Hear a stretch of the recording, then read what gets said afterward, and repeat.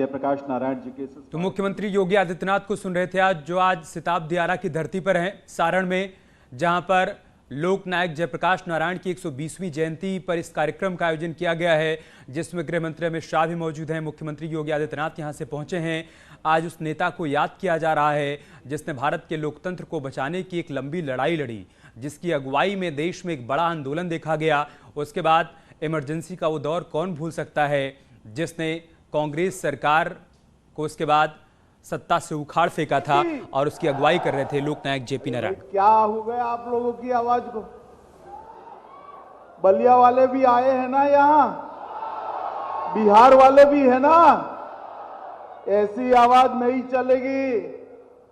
मेरे साथ दोनों हाथ उठाकर, मुट्ठी भींचकर इतनी जोर से भारत माता की जयकारा लगाइए कि जेपी के सिद्धांतों को छोड़कर जो कांग्रेस के गोदी में बैठे हैं उनके हृदय के अंदर कमी आ जाए। मेरे साथ दोनों हाथ उठाइए, उठाइए दोनों हाथ, मुट्ठी भींचिए और प्रचंड आवाज से बोलिए, भारत माता की, भारत माता की।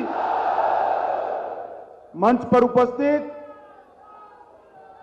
उत्तर प्रदेश के यशस्वी मुख्यमंत्री श्रीमान योगी आदित्यनाथ जी, आज जिनके निमंत्रण पर मैं यहां आया हूं,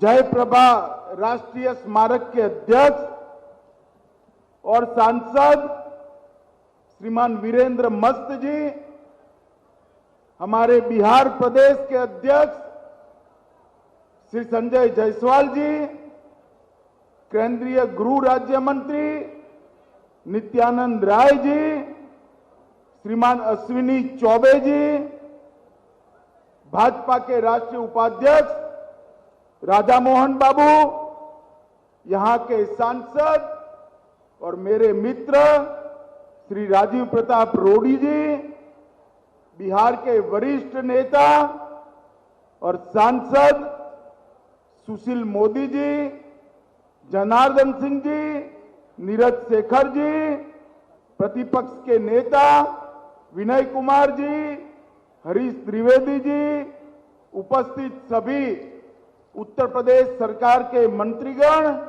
और आज जेपी की जन्मभूमि पर इतनी बड़ी संख्या में आए हुए मेरे प्यारे भाइयों बहनों को मेरा प्यार भरा नमस्कार। मित्रों, आज जयप्रकाश जी की 121वीं जयंती पर मैं आज उनके जन्म स्थान पर यहां पर आया हूं, जेपी के महान कामों को श्रद्धांजलि देने के लिए।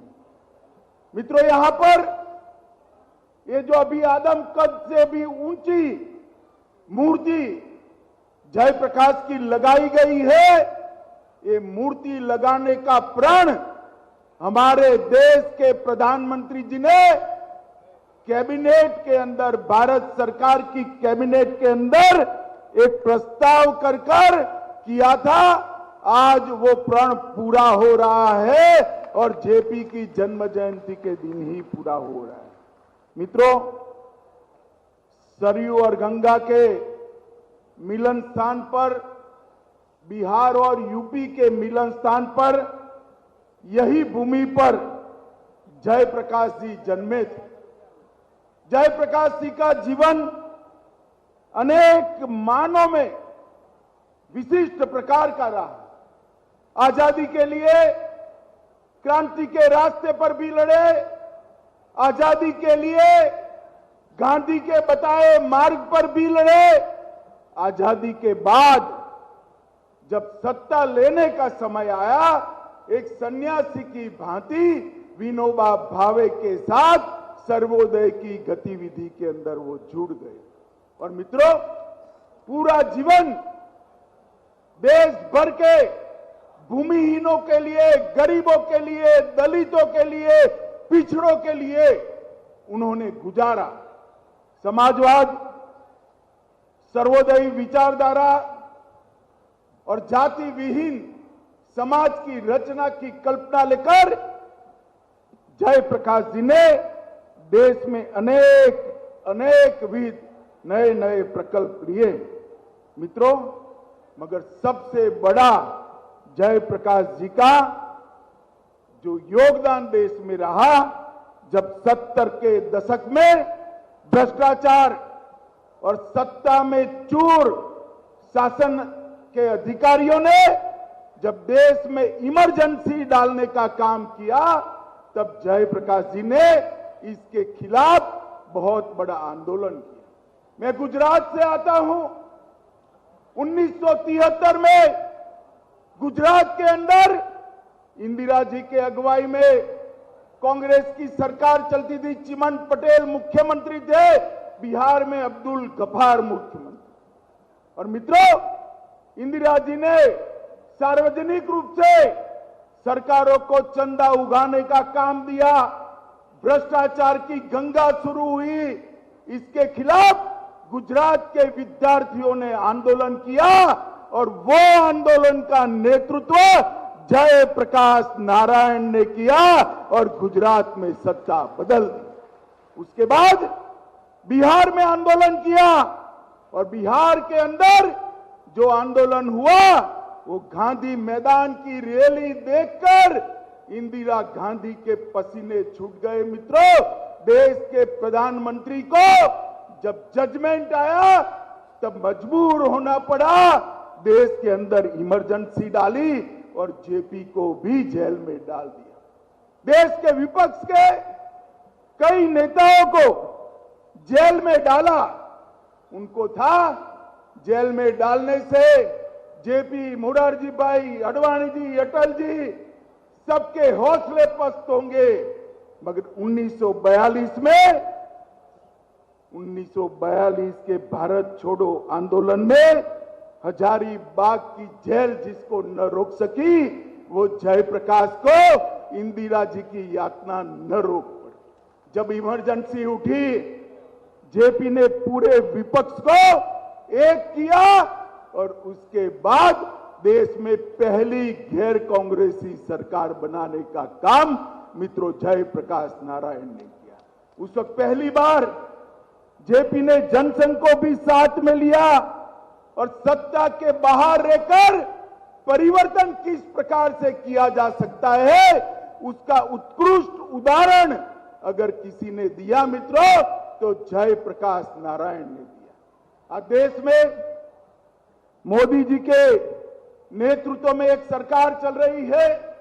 8 साल से जो जयप्रकाश के सिद्धांत थे, विनोबा के सिद्धांत थे सर्वोदय के, वो सर्वोदय के ही नारे को मोदी जी ने अंत्योदय के साथ जोड़कर गरीब कल्याण की एक नई पीठिका शुरू की। देश के 60 करोड़ गरीबों को 5 लाख से ज्यादा स्वास्थ्य का बीमा देना, हर गरीब के घर में गैस, हर गरीब के घर में शौचालय, 2.5 साल तक हर गरीब को फ्री राशन देने का काम करना, हर घर में बिजली पहुंचाना, हर गांव में बिजली पहुंचाकर हर गांव को रोड के साथ जोड़ने का काम नरेंद्र मोदी जी ने किया है। मित्रों, मैं बहुत छोटा था, मैंने एक नारा सुना था, अंधेरे में एक प्रकाश, जय प्रकाश, जय प्रकाश। और उसी नारे पर गुजरात और बिहार के युवा एकत्रित होकर सत्ता परिवर्तन करे थे। मगर जेपी ने साथ में संपूर्ण क्रांति का भी नारा दिया था। संपूर्ण क्रांति के नारे को किसी भी कांग्रेसी ने सफल बनाने का यत्न नहीं किया। संपूर्ण क्रांति के नारे को सफल बनाने का काम देश के प्रधानमंत्री नरेंद्र मोदी जी ने किया है। मित्रों, नरेंद्र मोदी जी ने किया है। आज देश भर के 60 करोड़ गरीबों को उनके जीवन स्तर को ऊपर लाकर उनके लिए रोजगारी के मौके सृजित कर उनके जीवन में उनके घर से धुआं निकालकर घर में उजियारा करने का काम नरेंद्र मोदी जी ने किया है। मित्रों, 74 में जब जयप्रकाश जी ने बिहार में आंदोलन किया और आज